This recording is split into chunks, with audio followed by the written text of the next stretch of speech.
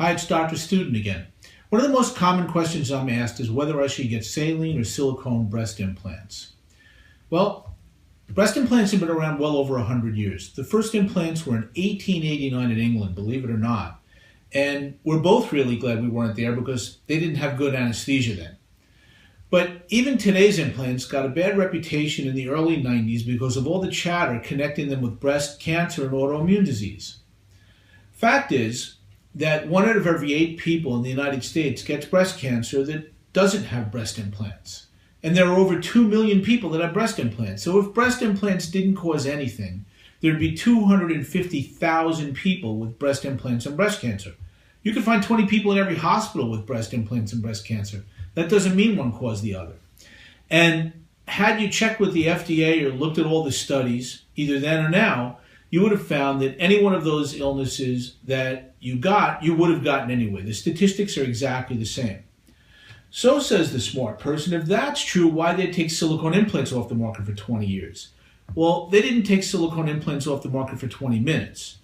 What really happened is that when all the publicity was on television in the early 90s, the FDA said, wait a minute, maybe we shouldn't have grandfathered silicone like we grandfathered aspirin because they were there before the rules that said you had to test things first. And so in the early 90s, they made silicone breast implants start over as if they were just invented then. And the surgeons that were doing the most implants in the country and that usually were academically affiliated with universities were appointed as members of the study looking at silicone breast implants.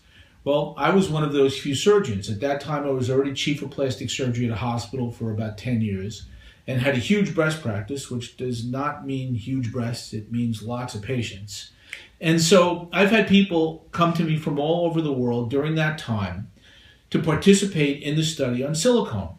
Now, in November 2006, the FDA finally said, we now have enough evidence to show us that breast implants don't cause any of those illnesses like breast cancer and autoimmune disease that we were concerned about. And the FDA re-released silicone to everybody. And so now you have a choice as to whether you either want silicone or saline. Now, how do you pick? We've talked about the fact that neither one of those implants, silicone or saline, is related to illness. So if they're not related to illness, what is the factor that should lead you in one direction or the other? Well, if you take a look at this implant and you feel the edge, you can feel the wall pop in and out. And you can hear a little bit of sloshing, but that usually doesn't happen once they're in. You can get a little bit of air, but that disappears. If you take a look at this implant and you poke in and out of the side or you squeeze it, this feels exactly like a breast. I do more breast implants than almost anything that I do. I examine breasts all day long, and I can tell you that a breast that's implanted with this implant feels totally natural unless there's scar tissue, which we'll talk about in another segment. With this, you can feel the implant many times. Now, this implant is made out of silicone.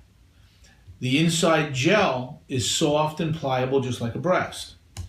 This implant is made out of silicone. And people say, wait a minute, this is saline. What people don't remember is that the bag is silicone. There's no such thing as no silicone. Both the silicone and the saline implants have silicone shells. So how do you pick? Well, we know that there's no difference in cancer or autoimmune disease with silicone versus saline. And in fact, the risks between them are the same. It's not that there is no risk, and we'll cover a lot of that under the scar tissue segment, but the risks are pretty much the same. The difference is not in how they look. Silicone and saline implants, when you put them in, look the same. There's virtually no difference. The main difference is in the feel. When you feel a silicone implant, most of the time it feels exactly like a natural breast. When you feel a breast implanted with a saline implant, you can feel the implant. What about other differences? Silicone and saline implants were designed to weigh the same per cc. So a 300 cc silicone implant weighs the same as a 300 cc saline implant. 300 cc's is 300 cc's. It's back to the old trick question is whether a pound of feathers weighs less than a pound of lead. Well, a pound is a pound, and a cc is a cc. So there's no difference in weight, there's no difference in volume. Really, the main difference is in the feel. So can anybody get silicone implants? The answer to that is no. When the FDA re-released silicone to everybody in late 2006, it wasn't really everybody. The new rules say that between 18 and 22 years of age, the patient is only allowed to get saline implants for breast augmentation. From 22 and older, a patient can choose between saline or silicone.